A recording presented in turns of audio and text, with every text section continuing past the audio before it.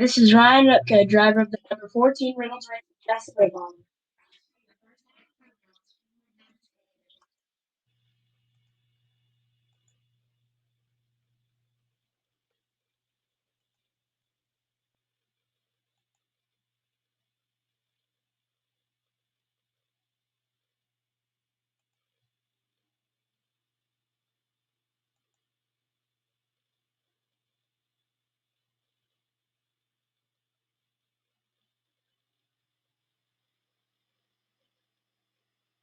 Hello and welcome to the April 6th edition of Speedway Digest Thursday Night Thunder, the most hardcore motorsport program on the internet. This is episode 205 of the series. Today, on the special Tuesday afternoon edition, we'll be chatting with Memo Rojas. Memo Rojas, a pilot of Escuderia Telmex Telcel, shares credit with driver Scott Dixon, Bruno Senna, and Jules Gounon in the documentary series Become Who You Are, an intimate journey towards one of the most iconic races in the history of the world of motorsport, the 24 Hours of Le Mans. There are 4 stories, 4 drivers, and a career portrays this documentary series produced by Virginie de Leroy and Pindera Films, where a New Zealand driver, a Brazilian, a Frenchman, and a Mexican narrate everything that involves competing in the 24 Hours of Le Mans, from the preparation to the high demand of the competition, through important aspects of their personal lives. Become Who You Are, where the viewer will be able to know the essence of the great classic of endurance racing, is available now to the public through Claro Video, as well as Amazon Prime and other video sources. In a couple of minutes, we'll be welcoming Memo Rojas to the program. But right now, let's go ahead and listen to a selection from Ron Pastana and the pit crew.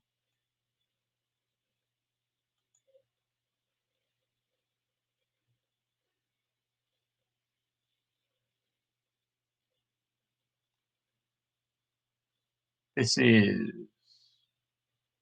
Crazy About Sprint Car.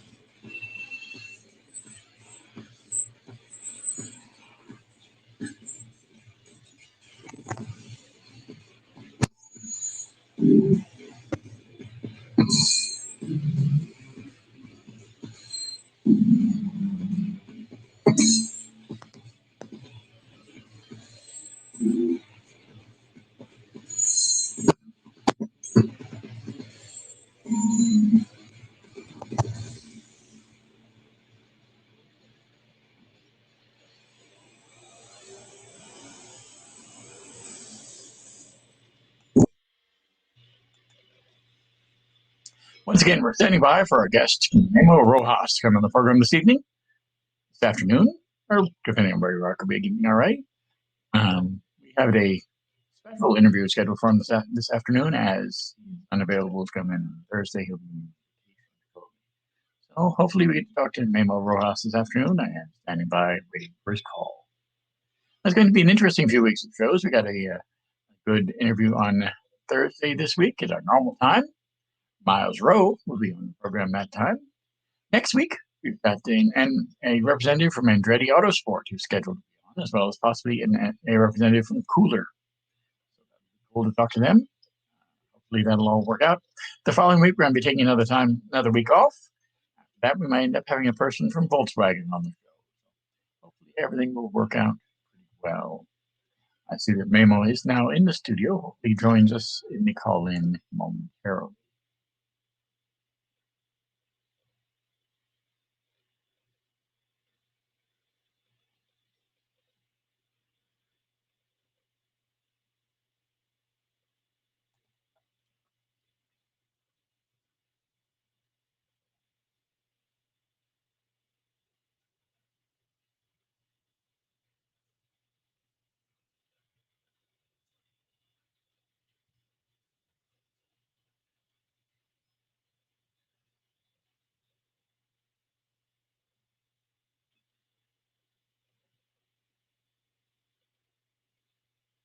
Has just joined us in the chat section, so if you're online, you can go ahead and say hello to him there. He should be calling in a moment from now.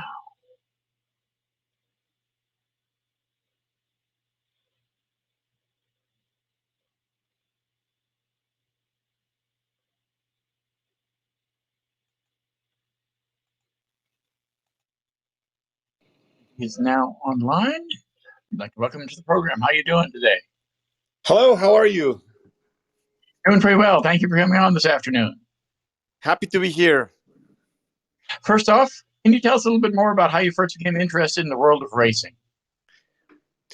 Well, I started my career a long time ago. I was lucky to be raised in a racing family. My dad used to be a race car driver. He mainly raced in Mexico, but he did a few international races like the 24 Hours of Daytona and 24 Hours of Le Mans. And since I was a kid, I was exposed to the sport. I started racing go-karts at a very young age, and I was lucky enough to be good at it, and make a career out of racing, which has been a great privilege. What was your favorite thing about being involved in the film Become Who You Are? Well, the film showcases the life of four drivers with very different backgrounds from different countries. And, the best thing about it is that, Le Mans is one of the 24 Hours of Le Mans is one of the most important and toughest races in the world. And it's very interesting to see how people get to that race from such different backgrounds.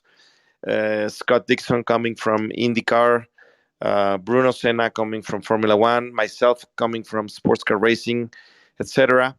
And we all have one goal, which is to win the big race, and it showcases how tough it is, how much you need to prepare, and how difficult it is to win it. How many events do you compete in each season? The right now I'm racing in the European Le Mans series, which is managed by the same organizers as Le Mans 24, and it's a total of 7 events. Is there any chance we'll ever see you racing in an IMSA car again?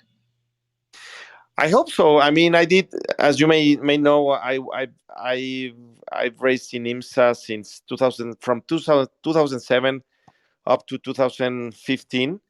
After that, I went to race to Europe, and throughout my time in IMSA, I enjoyed so much racing in America. I was able to win the IMSA championship 4 times and win 3 times Daytona 24, and I really miss it. It's really fun to race in the U.S.